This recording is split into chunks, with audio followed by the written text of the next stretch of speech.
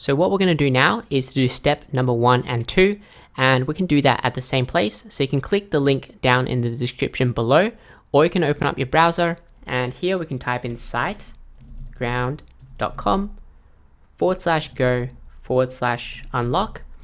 So this is a discount affiliate link. So guys, so there's mainly 3 different plans that we can choose from. We've got the startup plan and the grow big plan and also the go geek plan. So generally the go geek plan is probably a little bit too much for what you need unless you're building an agency. So with the grow big plan, this is also a really great value as well, where you can create unlimited websites. So if you want to create a website for yourself, your family, maybe a few business clients as well, you can host it under one account. So generally what I recommend most beginners is just the startup plan because it's the cheapest and you can also upgrade later on. So one of the main biggest benefits of Siteground is that you can choose a data center closest to your audience. So for example, if you are located in Australia, they have a data center in Australia. So that basically means that your website's going to load super quick for your audience. They've also got multiple data centers like in Asia, United States, and also Europe as well. So it's super amazing. So what we're going to do is just click the get plan for the startup plan over here. And here we're going to select register a new domain. Now, if you do have a domain already, for example, you purchased it through like Namecheap or like GoDaddy, then you can select I already have a domain. So here we're going to put in our new domain name. So for example, Parallax Tutorial. And then once you have that, you can click over here and you can also select a country specific domain name, for example, .com.au or .co.uk. In this case, I'm just going to go with the .com extension. And then we're going to click on proceed. So over here for the account information, you'll just need to put in your email as well as your client information as well as your payment information. So I'm just going to pause the video and quickly fill that out. Okay, so I just filled out all my information. So for the data center, you want to select a data center which is closest to your audience, the United States. You go with the United States data center. So I'm going to select that one. And for the period, I generally recommend 12 months or more. That way you're going to get the biggest discount, but you can also go month to month as well. So normally I would select 12 months, but for this tutorial, because I already have a few accounts in Siteground, I'm just going to select the month plan over here. So domain privacy is basically, it's going to hide your information from the public. So sometimes people can find your information, for example, your email and also your name if they search up your domain name. And that's going to basically help prevent any spam. Like normally there's a lot of marketing companies that might contact you. If you do want to sort of hide your information, then I recommend it, but it's not necessary. So here we're just going to keep that as empty. We're going to scroll down and confirm all these. And then we're going to click on pay now. Okay, so your account was successfully created. Click on proceed to customer area. So from here, we're going to click on set up site. And then we're going to click on start a new website. Click on select. Scroll down and we're going to select WordPress. Click on select. And here we're going to enter in our email address that we're going to create our login to our WordPress account. And then here we're going to click on continue. And it's asking us if you want to add in this thing over here. We're not going to do that. So we're going to click on finish. And that's going to take a few minutes to create our website installation. So while Siteground is creating a new WordPress installation, what I recommend is going back to your email and you get 2 different emails, one which is asking you to verify your domain name and one to set in the data use consent preferences. So make sure you verify your domain name and make sure you set in your data consent preferences.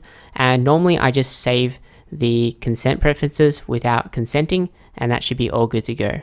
Okay, so we're basically all done. And here we're going to click on manage site. And then we can click on WordPress on the left and we can click on install and manage. So scrolling down here, your WordPress installation has been created on our new domain name. So over here, we can click on login to admin panel. So click on that. And what you want to do is you want to scroll down and we want to exit out of this WordPress starter because I'll show you everything that we need to know step by step. So click on exit. Congratulations, we've installed WordPress and this is your dashboard area. So this is basically what you'll see. So what your customers will see or your visitors will see is you can hover over on the top here and click on visit site. And this is what they'll see. So obviously it doesn't look anything like what we want it to look like at the moment. And that's because we haven't installed the theme yet. So what I do want to show you guys is how to log out and how to log back in to your dashboard area. So on the right over here, click on log out. and this is your login panel. So for example, if we share our URL, this is going to be live. So to log back in to our dashboard, to our WordPress dashboard, type in /wp-admin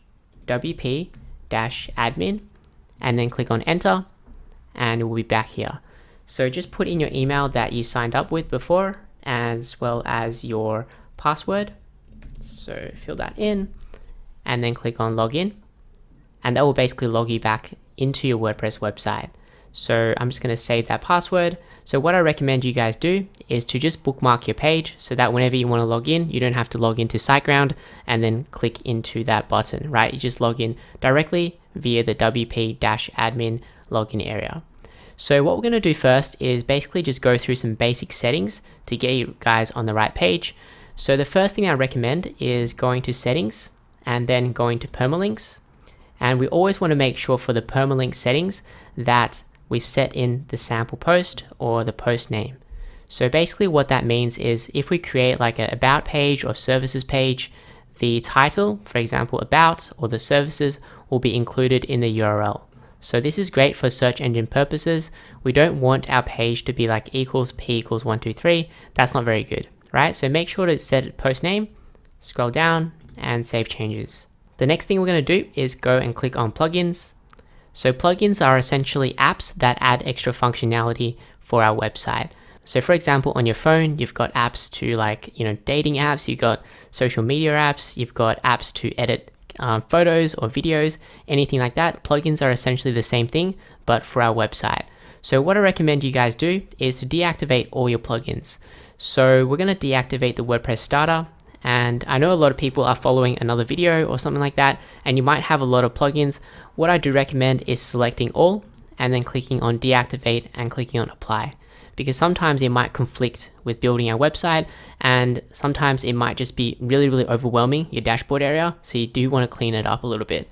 So because we've installed Siteground, this is the Siteground Optimizer plugin, I'm just going to keep that activated for now. So we can click back on our dashboard area. You can also click on the screen options here. We can hide certain things on our dashboard. So it is a little bit messy, so we can click on that to sort of close it.